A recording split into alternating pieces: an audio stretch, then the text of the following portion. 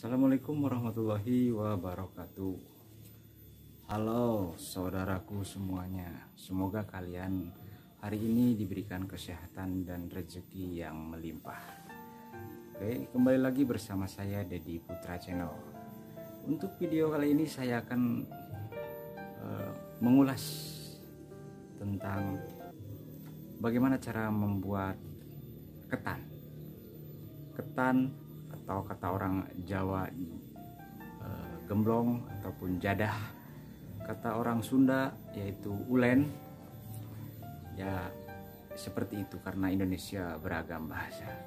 Intinya adalah ketan, cara membuat ketan ala tradisional.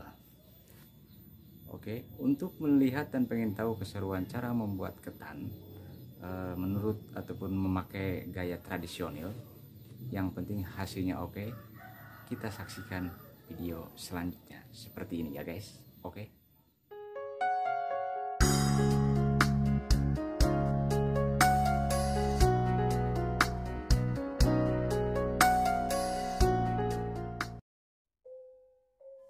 Oke, sebelum kita membuat ketan, tentunya kita harus menyediakan yang namanya beras ketan. Karena tidak mungkin jadi ketan kalau tidak ada beras ketan. Nah, beras ketan ini yang udah diselip ataupun tadinya berbentuk padi, sekarang udah menjadi beras, itu dicuci ya. Dicuci ataupun kalau kata bahasa kami itu diesikan. Kalau menurut bahasa Indonesia ya dicuci.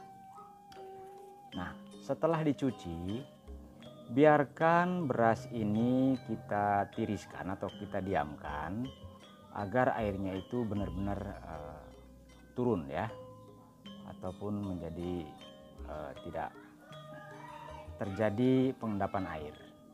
Ini memerlukan waktu kurang lebih sekitar 6 jam 7 jam. Kenapa harus lama? Karena biar beras itu mengembang. Oke. Nah, setelah kita tiriskan beras ini menggunakan alat, bisa dari bambu, bisa dari plastik ataupun apalah yang penting bisa menyaring air biar turun. Karena kebetulan kita di kampung itu menggunakan alat seperti ini yang namanya boboko, terbuat dari anyaman bambu. Setelah kita cuci dan kita diamkan kurang lebih sekitar 6 sampai 7 jam, nanti kita siram kembali beras-beras ini. Ya. Tujuannya untuk apa? Biar yang selama didiamkan 6 jam ataupun 7 jam itu kan otomatis kering.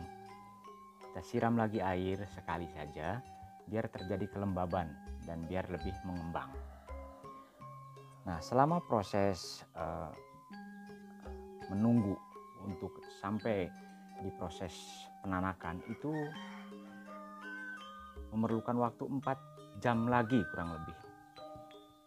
Ya saudara semua, memerlukan waktu sekitar 4 jam lagi.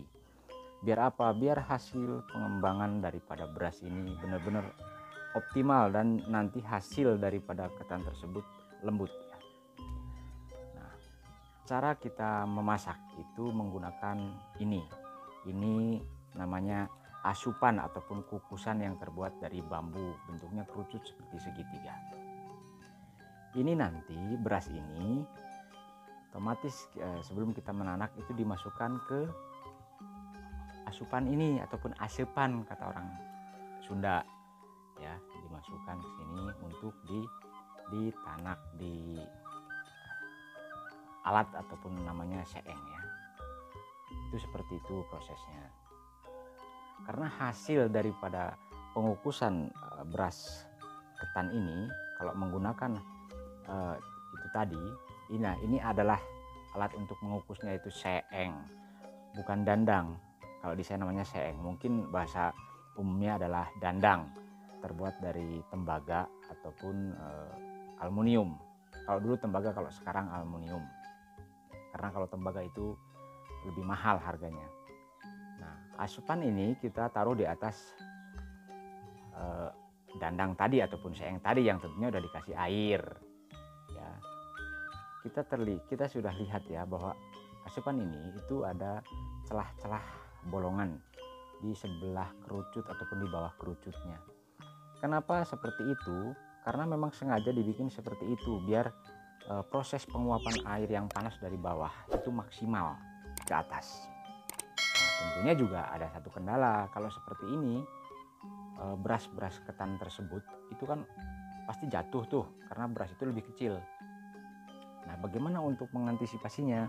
Biasanya orang kampung saya itu menggunakan alat dari batok kelapa sepotong lingkaran itu ditaruh di persis di pojokan tadi. Untuk apa? Untuk menjaga agar beras-beras tadi itu tidak langsung jatuh ke dalam godokan air yang ada di dandang ataupun di seeng tadi. Ya, prosesnya jadi seperti itu ya, saudaraku semua. Kita percaya dan kita yakin bahwa dengan alat ini itu hasilnya lebih enak. Karena apa? Aroma dari bambunya itu terasa, tercium. Beda dengan dandang ataupun kukusan yang menggunakan apa ya, kayak sejenis panci lah seperti itu, yang adalah yang ada sarangannya seperti itu. Beda, lebih enakan pakai alat ini ataupun lebih enak pakai asupan ini ya.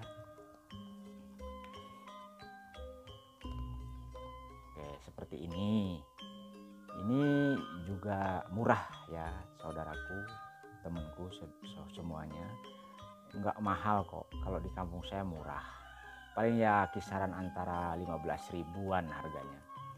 Oke, memang alat ini sudah sangat sulit ditemukan ataupun langka karena hanya orang-orang di kampung saja mungkin yang menggunakan itu, pun sudah jarang ya. Hanya orang-orang tertentu saja yang menggunakan itu. Oke, nah ini adalah beras yang tadi sudah dicuci. Nah, ini udah proses pemasakan. Nah, itu kan baru boleh dikata itu baru setengah matang ya, itu baru setengah matang, jadi belum matang. Kalau di daerah saya di Majenang, pelosoknya itu namanya dikarih ya, namanya itu dikarih, prosesnya setengah matang.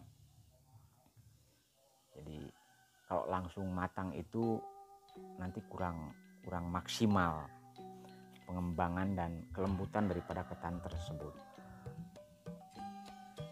Nah, ini kita juga sengaja menggunakan tungku kayu bakar karena memang pertama mengirit biaya gas, yang kedua hasil daripada rasa juga beda. Kalau dengan kayu bakar itu lebih nikmat, lebih enak, beda dengan gas ataupun magicom ya. Nah, beras yang sudah dimasak setengah matang ini kemudian itu kita campur dengan menggunakan kelapa parut. Tentunya kelapanya ini juga yang setengah tua ya, jangan terlalu muda, jangan terlalu tua, karena terlalu tua itu namanya buat santan, kalau terlalu muda namanya buat botok. Kalau ini hampir mirip-mirip buat kalau kata orang Jawa Semarang itu buat gudangan, atau kata saya itu mudanya itu mirip dengan buat bikin urap gitu ya, bikin urap itu sama mudanya. Kelapa yang sudah diparut itu dicampur dengan beras tadi, ataupun namanya disebutnya apa ya, lupa saya, maaf ya guys, lupa saya namanya ya. Yang jelas beras yang tadi setengah matang tadi, nasi ketan yang setengah matang tadi. Nah, terus setelah dicampur dengan itu tadi, dimasak kembali sampai benar-benar matang ya, tentunya sampai benar-benar matang biar lembut. Nah, ini sudah matang ya guys ya saudaraku, ini sudah matang dan terlihat asap mengepul itu dari tempat asupannya tadi ya, dari tempat pengukusannya tadi itu terlihat sangat jelas sekali. Nah, ini tinggal dimasukkan ke dalam lesung. Mungkin kalian mengertinya ini adalah lesung. Kalau di tempat saya, karena biar kalian paham, ini namanya apa namanya, bukan lesung, kalau di saya gegembung namanya. Nah, kemudian beras yang tadi sudah dikukus tadi itu ditumbuk menggunakan alu ataupun antan ya. Antan sama dengan alu ya, terbuat semua dari kayu. Itu sengaja di bawahnya itu dikasih kayak bahan plastik itu biar tidak lengket, terus kita tumbuk ini beras ketan ini supaya menjadi lembut dan menjadi ketan gitu kan ya, intinya biar lembut lah. Memang prosesnya memang sangat tradisional sekali karena kita menjaga dan melestarikan lingkungan kita yang tradisional. Nah, ini prosesnya, ini sudah lembut ya teman sahabatku semua, itu kita bisa lihat sudah lengket. Nah, itu harus dikasih sedikit minyak gitu itunya ya, apa alat yang itu tuh buat ngocek-ngoceknya itu yang warna pink itu, biar apa, biar tidak lengket gitu kan. Kalau nggak dikasih minyak nanti lengket. Nah, ini adalah daun pisang. Sengaja daun pisang ini ditaruh di atas bara api biar tidak kaku, jadi biar lemes gitu kan, biar tidak mudah sobek. Kalau daun pisangnya masih seger buger kan tentunya mudah sobek ya. Jadi kalau seperti ini nanti akan lentur dia, tidak mudah sobek. Terus ditumbuk, ditutu pakai alu tadi, pakai antan tadi sampai benar-benar lembut. Terlihat guys, ini istri saya yang baru pulang merantau dari Semarang. Dia pulang langsung bikin ketan. Untuk apa? Untuk orang yang hajatan, yaitu saudara kita mau hajatan. Karena tradisinya kita mau nyumbang ketan ini untuk orang yang mau punya gawe atau punya hajat. Nah, setelah ditumbuk, setelah halus, baru ini ditaruh di atas daun pisang yang sudah diolesi oleh minyak kelapa tentunya atau minyak sawit lah ya.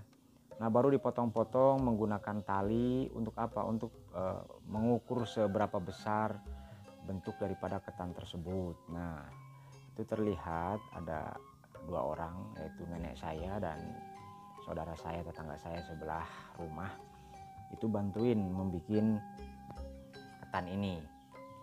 Nah, dibungkus tangannya menggunakan plastik dan diolesi oleh minyak supaya apa? Supaya tidak lengket ya temen ataupun sahabatku semua. Kalau bahasa sekarang ya guys gitu kan. Nah, setelah dipotong-potong sesuai dengan ukuran, baru dibentuk ataupun dicetak. Cara cetakannya juga tidak pakai cetakan yang modern, kita menggunakan cetakan yang ya ala-ala tradisional gitu ya. Hanya cuman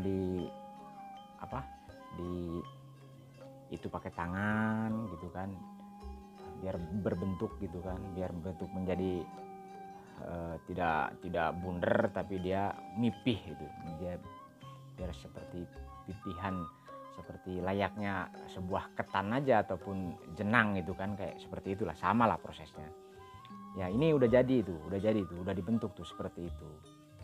Nanti tinggal kita mau bikin berapa biji gitu. Oke, jadi inilah hasil dari cara membuat ketan ya saudara, teman semua. Ini udah jadi bentuk ketannya seperti ini. Tinggal kalian membentuknya seperti apa, bentuknya dan ukurannya seperti apa, tinggal diatur sendiri sesuai dengan selera. Oke, hanya ini saja tutorial dari saya. Apabila banyak kekurangan mohon untuk dimaklum. Sekian. Assalamualaikum warahmatullahi wabarakatuh. Terima kasih Anda sudah menonton video saya.